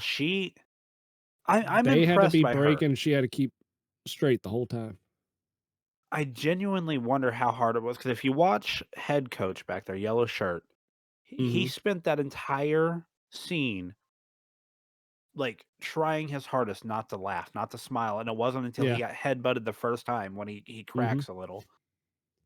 And I'm Kind of sorry. makes you wonder what was the intention. Like, were they supposed to break like that? I don't know. Is this more or less ad-libbed at this point? I don't know. How do you write this scene? Like the laughter seems genuine. Well, I feel that way, except for with the principal. I don't feel his laughter's real. Right. Okay. Yeah. Everybody else I feel is. But he seems fake. I mean, look at the picture here. He seems like that's completely fake to me. But I could be the only one. And it just zooms in on He also has to deliver more lines when they're really going into the laughing. So that could be a part of the reason that he seems a little bit faker, because he still has to focus on, hey, I have to do this, I guess if he would have laughed earlier, he would have fucked up the whole scene. So I don't know. I wonder how many takes that took, because that if they did that in one take, that's impressive as hell. Because like I said, that one dude, the young coach, like him getting that last part out while bouncing his hand up there, just like I died laughing. The wife was all right. Like I said, we watched it recently. She was laughing so hard she didn't hear that part when he said there. I had to rewind it and let her watch it again just so she could hear it. I will say another thing that's really impressive about that scene is that Ballbreaker does not laugh the entire time. I kept looking for her to break. Like, I kept being like, oh, is she going to break at some point when we're going to see a little smile from her? And she does not. Oh, no, she's pissed. She I don't know what She's she did. stoic. But I love her. Yeah. I know she's been in a lot of other movies as like a smaller character. I say a lot, but she was in some 80s movies as like a smaller character. I don't recall her having a bigger one than this, but I don't think I've seen her smile in anything. Motel Hell, she was smiling, but it's creepy as she's killing people. No, okay. I guess I need to watch Motel Hell. How new, old, like the 80s as well? Yes. It's like just before this. So it's like 1980. Okay. All right. I'll check I watched it it on Joe Bob Briggs way back in the 90s. Oh, so I believe we're up to a dance here soon. The dance is weird to me. It almost wasn't needed for the most part, except there was a couple things here and there, like the Tommy showing up and the fight with Timmy and his dad. But the beginning of the dance, when Tommy and Wendy are walking in, what the fuck does she say? She's doing the beep, beep, beep, beep, doing that thing. and she said, man, like, the yeah, what? shit detector. Like, what does she say? Yeah, 'Cause bullshit detector. does she say Okay. bullshit detector? Because that's That not what I is hear. And I don't know. I've seen this movie countless times, and I don't know why I've just never turned on the fucking subtitles, but I have no idea what she says on that scene. And even if she says the bullshit detector, what is funny about it? Okay. shit detector. Maybe little shit. Oldest joke in the So- world. No, that was. It is not Mike actually. Hunt. But Okay. Am I the only one that like didn't understand No, that shit? Because that just Eh, it I wasn't just thought that it funny wasn't by that any funny. means. yeah. But I almost feel like it's an attempt to show that she's liking Pee Wee even at this point, because she's like that's I her don't way of know. flirting. Maybe, but her and fucking Tommy were all over each other at this dance and like lovey dovey and shit. Like, oh, I loved it. So- Everyone kept switching out though in this dance. There's a lot of switching out of slow dancing here. Yeah. I don't know. I found it lame. I think it probably falls back into Bob Clark not being able to write a woman's role for shit. So, Well, stick with based on that, he also couldn't write a joke, and I think that we all know that that's not accurate. So, I think it's just one of those things that didn't land. It's probably like Yeah. we thought that this was going to be really funny, and then it just didn't end up working when we filmed it. But what are we going to do at this point? It's going in the movie. Yeah. Well, here in a little bit, you get was it fucking Timmy's dad yelling and picking on Brian, and then you get Timmy running over to save him, and only to get his ass kicked, and then like Principal Timmy's dad was useless. Like I get that you needed like you didn't need him. You could have just did the Timmy went home and got his ass kicked. This happened to Timmy. Yeah, he could have been like off scene, Yeah. just like he comes back beat up, and then that shows Brian. Oh, he's not a jerk. He's Yeah. troubled from home. So- Got it. So once again, this falls into what I say is I really don't need the dance scene. And then the only thing that the dance provided was the one last time that Mickey come back from Porky's. Mm-hmm. And this time they think he's got a fucking broken rib and all that shit. But he got his licks in too. He said he got the pig's tooth. Literally, did he rip out the pig's tooth or did he knock out the tooth of like Porky? 'Cause that's what I was I think he's confused bullshit. I think at that certain point they were just tearing Yeah. him up. He probably never got past the police station by the third or fourth visit. I don't Like, know they were just because they waiting for didn't him. film anything. I mean, I could have skipped a lot of these storylines and just kept seeing a little montage of Mickey getting his ass whooped over and over again. You know, you're right about we probably didn't need Tim's dad here, and that would have been a better way to spend our time. Well, there was no need for it at all. Yeah. Like, yeah. So Tim finally stood up to his dad. Like, we could have just not had it to begin with. I don't know. Like, In a Tim very could have. interesting way. I'll make a man out of you yet, boy. A man? If being a man means being what you are, I'd rather be queer. Probably first time I heard that word too.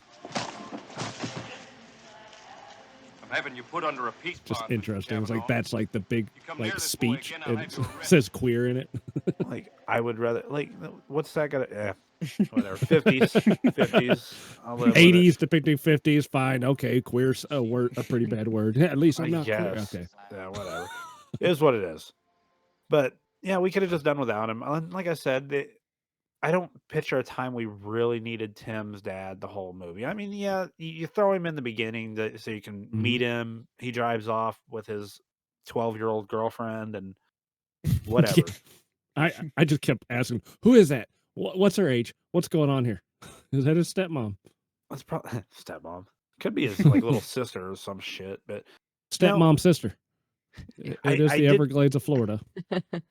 I had to put in my notes here. It was really nice of Billy to offer up his or Tommy's house for Tim to come live in. Mm-hmm. Perhaps ask Tommy before you offer that up, you fucking prick. Or ask their parents. Yeah, like, do they have their own houses? Like, I'm so confused here. It's like, you can come live with me or Tommy. Tommy, Well, they I'd be better. like, They're in their mid-20s. I hope they're living on their own. man, but the dance scene was pointless. Mhm. You do get the end of the dance when fuck, what's Mickey's brother's name? The sheriff goes to drive Mhm. away, and Him and Brian talk, and they have their conversation about what they're gonna do. And How's that a good plan? This is not a good plan, and I just heard it from a teenager. Why what are you going along with here? he's like, "Hey, let's go here. Let's tear down their building. Let's blow up this. Let's do Yeah, that. hey, Let's run I got away." some TNT. I got a plan. It's like, yeah, kid, all right. Yeah, usually if you go to the police, like, I got TNT that I would like to use, you might get arrested. I don't know, like this plan, but we call it a plan, guys. Let's go back to what we were calling earlier. It's a prank. It's a joke. It's a Giant joke. prank. But And a joke involving a chainsaw. so the last the last part here of this night that I'm going to point out, Mhm. Timmy goes and jumps in the car with Brian, and basically volunteers Brian to give him a ride home at this point. Like, Are we best friends now? yeah, jumps in the car with him and tells him, "Hey, when we go out to Porky's, don't tell him what your name is," as if they're going to be like, "Hi, I'm." But the names that Brian comes up with for his non-Jewish sounding names sounded more Irish. Yeah, Yeah. that was pretty good. Like Patty Aloysius O'Brien. I'm like, the fuck? I liked that actually a So lot. so were Jewish people all Irish back in the day? I'm 50s. No, I think the joke is it's a better joke than the bullshit beep Yeah. beep beep. beep. No, this would actually made me laugh. I was like, holy shit. But yeah, the plan. So I don't know. Malcolm, you want to break down what the plan is? Well, the plan was to make sure that Porky doesn't have any security outside. I mean, the plan is attempted murder. That's what the plan is. Yeah. So that when I was rewatching this, I was like, how is it possible that they are able to pull this off? Like, these are a bunch of dumb kids who just care about getting laid. How are they pulling this off? And then I realized as I'm watching them do this effectively attempted murder plan that the entire rest of the movie is them building up to this. They are proving more and more that they are better and better at pranks. And that is how we wind up here in this crazy get rid of the police force and then get the explosives and then like it's completely bonkers. This is a bonkers ending to a movie. So I want to know how nobody, not a single person, heard a damn chainsaw going off. They used it all around the building. On the pillars, like the vibrations aren't shaking in. It's like try to hammer a pitcher inside of a building. Just put a pitcher up. This whole scene though, it is. I mean, it's what this movie's about. It's so ridiculous. It's so over the top. It ends in the most ridiculous way you could think possible. But basically, yeah, like you said, they wanted no security. It's attempted murder. What they do, they saw down the pillars. So the second everybody's gone, except for I guess who the people that work there The still, they staff, waited till yeah. all the customers are gone. That's nice. The And pig then- is still in there. The pig never Yeah, gets killed. I thought of that while we started. Like, oh my Oh, god, that pig shit. died. That pig fucking died. I'm That pissed. pig is definitely dead. I am pissed. You can kill It people, was a but beautiful pig. Oh, I didn't see any of the midgets run out either. Oh no! can they swim? Do they swim? No. Hopefully, they at least float. Fuck. That's sad. The only ones that I liked in that whole building. Oh, Wow. God. That brings the whole movie down. I didn't even think about the pig dying. Jesus, now I'm sad. I didn't think of the. Will somebody please think of the midgets? But the fucking they tie a truck to the front of the building, the pillars. They tie boats to the pillars that are in the water from the swamp side. Okay, And they pre-tied the boats up. They waited for the right moment, which made no sense to hook the tow truck to they did make comment on that multiple times. They said, if there's any sign of gun, do not hook us up. We're just driving away. So they said if they saw a gun, they weren't going to hook it up. It's weird that they didn't have guns this time. They had guns the last time. Considering there's been a gun every time. Like that dude walked around with that gun. He sat with it while he was in there, so he was going to have it. The one that protected the pig, which maybe he was inside trying to get the pig out. And that's why we didn't see a gun. And they died together. Yeah. You know, kind of like in Aliens with the grenade. Pig goes down with the ship here, man. But yeah, But before they pull it down, Porky's getting out there and he starts yelling. There's an interesting little accident that happened. Oh, when he busts his buddy in the face? Yeah, knocks him right in the nose, and they kept it You sawed-off punk. with the bat. I'll educate you. I'll wrap Bonk. this rubber up your He's like, oh, fuck, we're going to keep that? Yeah. Like I said, between that and then the coach headbutting the other coach about 3 or 4 times, you know that they only filmed these scenes one time. Well, for the film is most part. expensive. Colored film. Good Lord. But it's just, at this point, that's when they see no guns, so you see Meat pull down and hook them up at this point. Okay, I'll allow it this time. Yeah, okay. Let me ask you. Yeah. They spent all the time. All right. They let Pee-wee tie up explosives. What experience does Pee-wee have tying explosives together? Sorry, I just had that thought. Well, we'll get to that here in a second. Sure, But they disabled police cars, right? Mm-hmm. Okay. Why did they not disable the pink mobile here? Because they thought the bridges would do that. Exactly. But they clearly didn't want them following them. So why go through the trouble of setting up TNT to blow up bridges when they could just loosen the lug nuts like they did on the police car? Why were the bridges wired separately? I don't know. Why was there? Who had explosives? Oh my God. So this prank gets out of hand real quick. Their prank, essentially, like we said, is attempted murder. It probably has. Now I do believe there's at least 2 midgets and a pig stranded underneath the rubble. Again, it is just so much my position. It doesn't matter if Porky himself is sleazy. Like, this is legitimately, these kids are the wrongdoers in this situation. They are blowing up an occupied building and destroying a guy's life because one time they got dumped in water. Well, Like, that's and crazy. their It's buddy just kept like going Karate back Kid. taunting He him. stole his girlfriend. Yeah. Sometimes the bad guy is actually the good guys. Like, we just need to know that. Yeah. But they start tearing down this fucking building.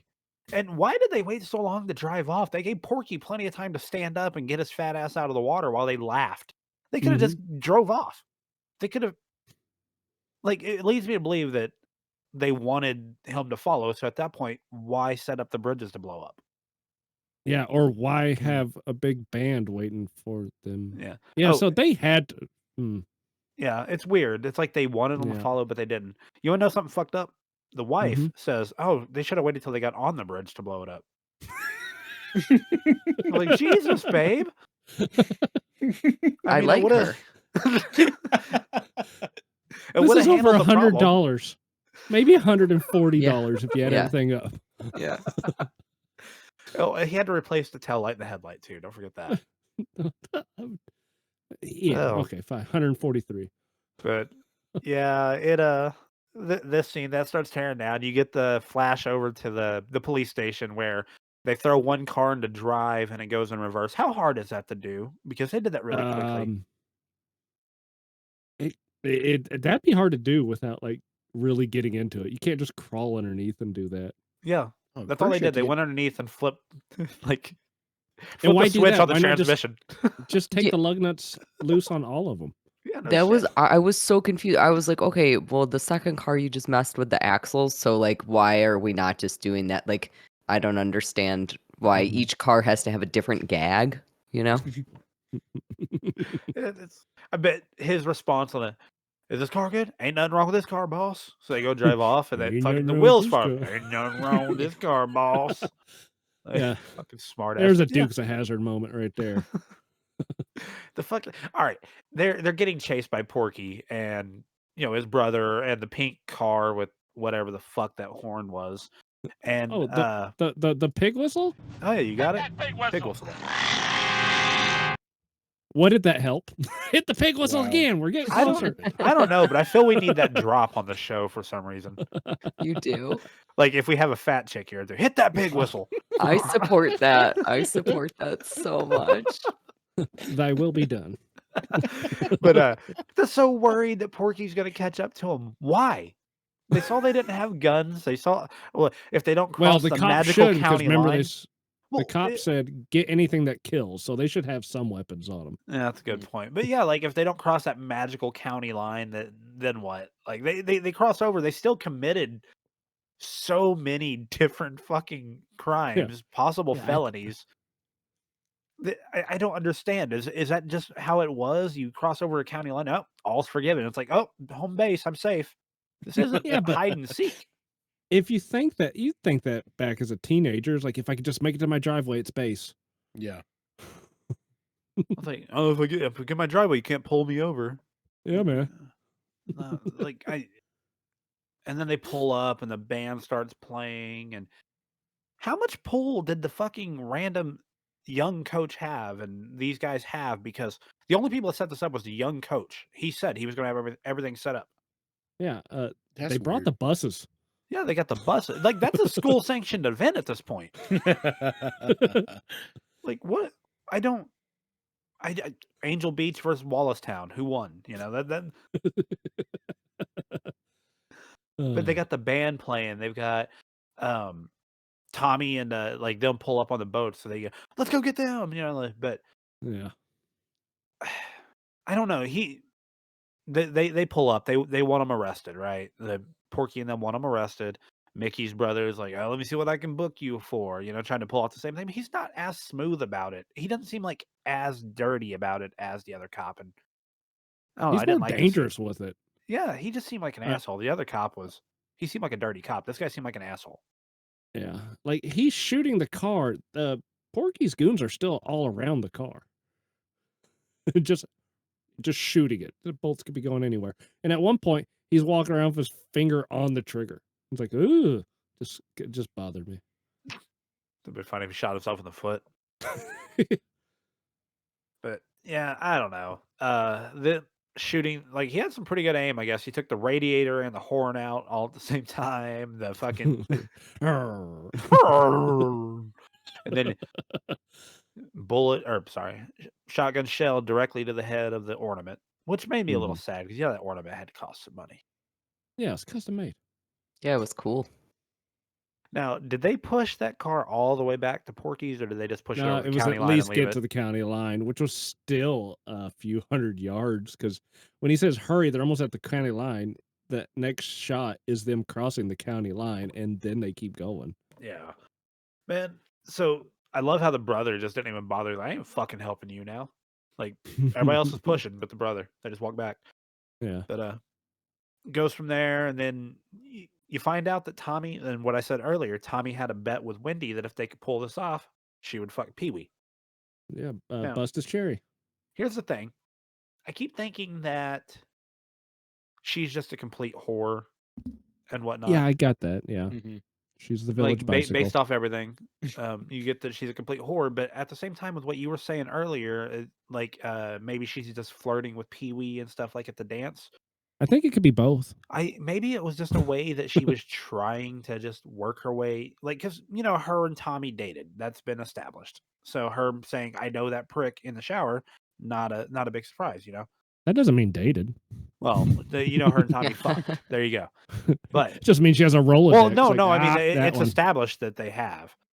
Oh, I could be jumping into another movie. I'm sure she's dated Meat. I'm sure she's dated. But we can keep going.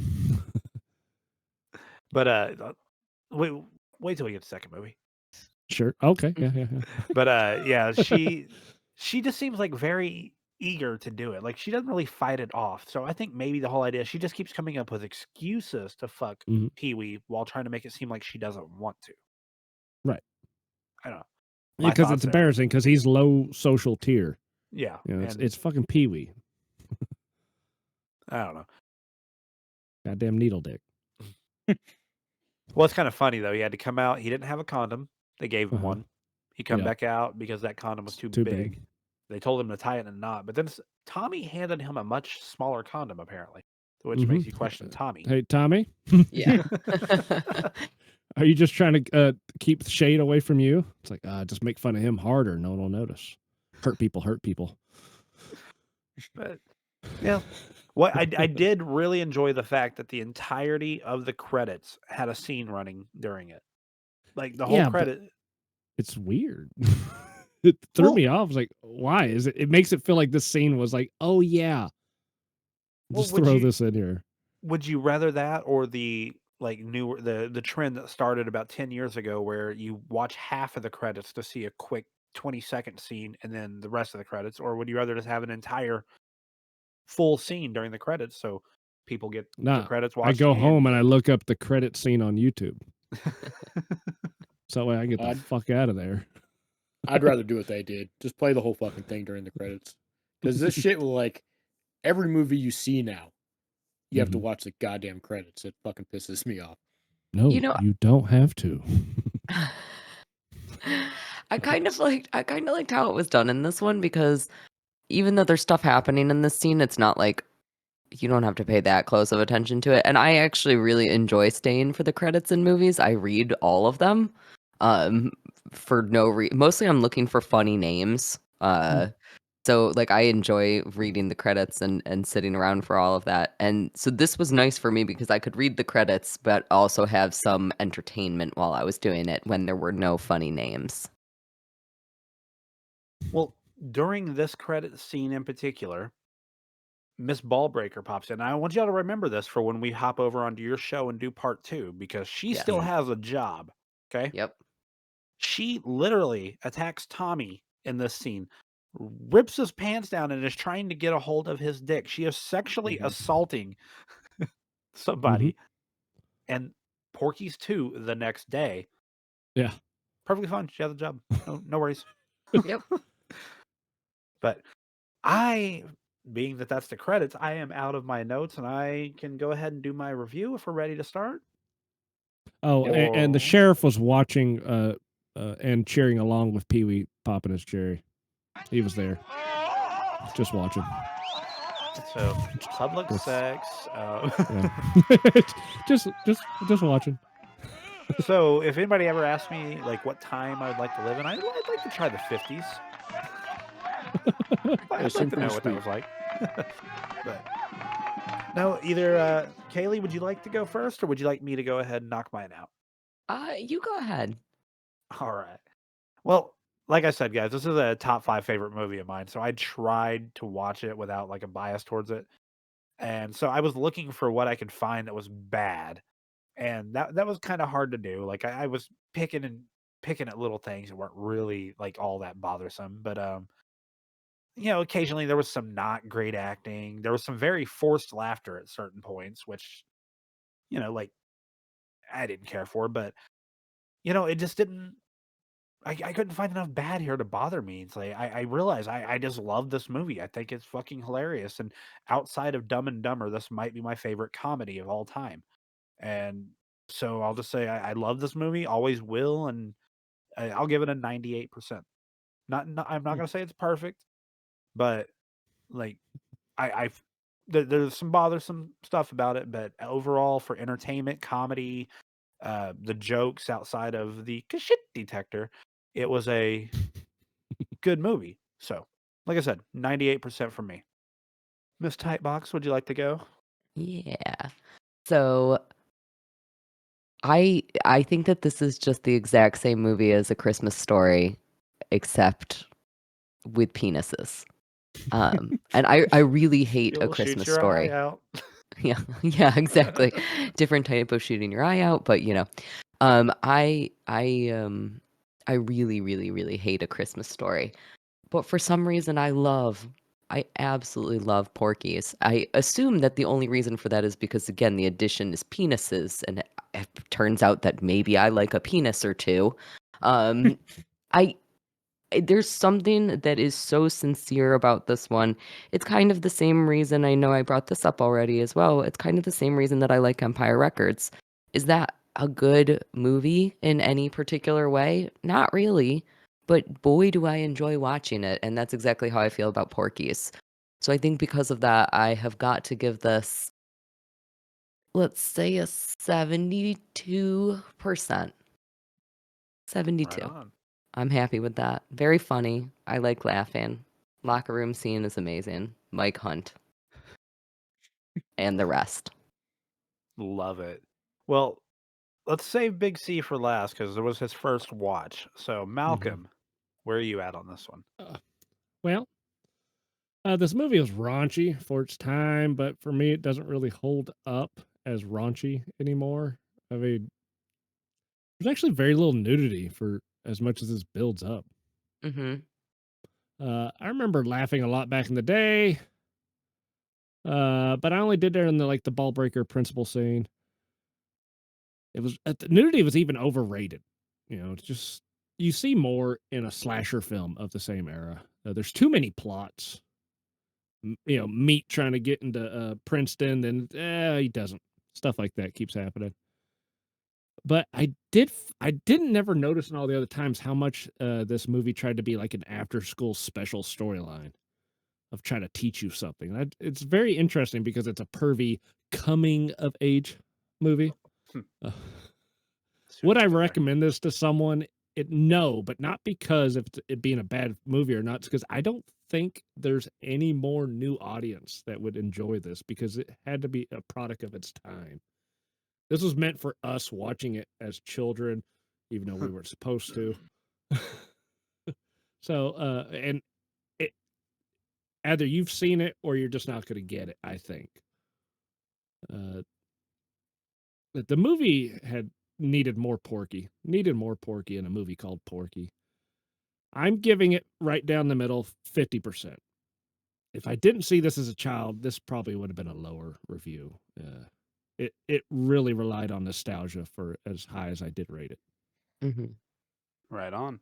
Well, let's see if your theory holds true here. Big C, Yeah. what did you think? So I've heard about this movie since as far back as I can remember. These ones like it's always lumped together. You hear about this one. You hear about Revenge of the Nerds. The 80s movie that's dirty. You got tits in it. Whatever. So I've heard about this like my whole life. It didn't live up to the hype. The first thing, not enough nudity. I expected way more. From what I've heard, that's all you hear about. It's got tits in it. The cover, it's dudes, peeping through a fucking hole in the wall. So that disappointed me. I think if I would have seen this as a teenager, I would have loved this movie. But as it stands now, it was just okay. There's a lot of nothing happening, and a lot of build up that kind of fell flat. The ending just it doesn't make any sense. Um, their prank is demolishing a guy's fucking business and destroying cop cars. Not great. A lot of laws got broken. A Well, lot. they destroyed the police station too. Don't forget that. Oh yeah, you're right. Yeah, the car drove through it. Um, like what? It wasn't great. It also wasn't terrible. Like it was an okay movie. Uh, despite surprise all of you, I give this one a 42. Not not terrible. Pretty middle of the road. Mm-hmm. I'd watch it again. I didn't hate it. It just wasn't great. I need a bigger serving size, but that's pretty good to my theory. Well, right on, right on. Well, like I said, this is going, or like we said earlier, this is going to be a part one of a 3-part series we're doing. I believe we will be popping on with Miss Cayley on Once Over with Cayley to do Porky's 2 down the line. And then we all get to watch the god awful shit that is Porky's Revenge, if y'all have never seen it. Listen, Porky deserves revenge after the end of this movie. He Yeah, does. but he needs a vacation apparently of it. Well, with your complaint being Porky's needs more Porky, you're gonna hate Mhm. part 2 because there Yeah. is absolutely zero Porky in it. I don't even think they reference Porky. Now, this isn't Porky's fault, but who made this 20th Century Fox sign back then? Because that zero is bothering me. Wow, that is sideways. Yeah. It's pointing up at an angle. Huh. It's bugging the hell out of me. Yeah, that's terrible. But I believe that's gonna do it for us tonight. Unless y'all got any more things to say, otherwise we'll let Miss Cayley. What do we got going on for you? Do you have anything you'd like to plug? I am excited about reviewing movies over on Once Over with Cayley. I'm looking forward to coming back and talking about Porky's 3 with you guys. I will be in Las Vegas May 9th through the 11th for Hackamania, which I'm very excited about. I will be joining Who Are These Podcasts and also Dr. Steve with Weird Medicine, his last ever episode. I will be on stage with both of those things. And if you are Nice. thinking about coming to Las Vegas for Hackamania, you can use my promo code, which is Cayley, Cayley, for 10% off. Perfect. One of these times, Jay, we have to make it to one of these fucking live events. They're All right. so much fun. I don't know which one I'd rather go to, Hackamania or DabbleCon. Like, So they're both incredible for different reasons, but let me just say, Vegas, it's Vegas. Like DabbleCon is so great. I love DabbleCon. There are many reasons where you can kind of argue 6 of one, half a dozen of the other. But Vegas in May, that sounds great to me. It's still gonna be cold here in Rochester in May. I gotta get to Vegas. can't even imagine it being cold in May. Plus, every time I hear Carl talk about a live show, he always mentions how the weather's gonna be fucking terrible in Rochester. Yeah. So, yeah. Yeah. Why do we keep doing that? It's so silly. Well, especially since the dude owns a house in Florida. Yeah. I know. It's crazy. Why aren't we in Florida right now? Dang it all. But yeah, I'm really, really looking forward to Hackamania this year. It was absolutely outstanding last year. So many talented people, and Patrick Melton does a great job putting together that event, and I am sure it is going to be a blast. Excellent. Love it. Well, thank you so much for joining us again, Cayley. Yeah. Big C, get us the fuck out of here. That's going to do it for us on this episode of the No Clue Movie Reviews. Thank you so much for listening. We will catch you next time. Was this a pornish review? Because there was no porn in it. I know. Well, that was the closest thing that we could do. I had to come up. People always associate this with porn. Uh-huh. Yeah. So, yeah, I'm like, all I right. mean, y'all got onto me for Pearl. Okay, that's my I got onto you for Pearl because Pearl was shit. Yeah, No, it wasn't. yeah. I mean, it was No, related it wasn't. universe. It's fine. Yeah, shitty movie.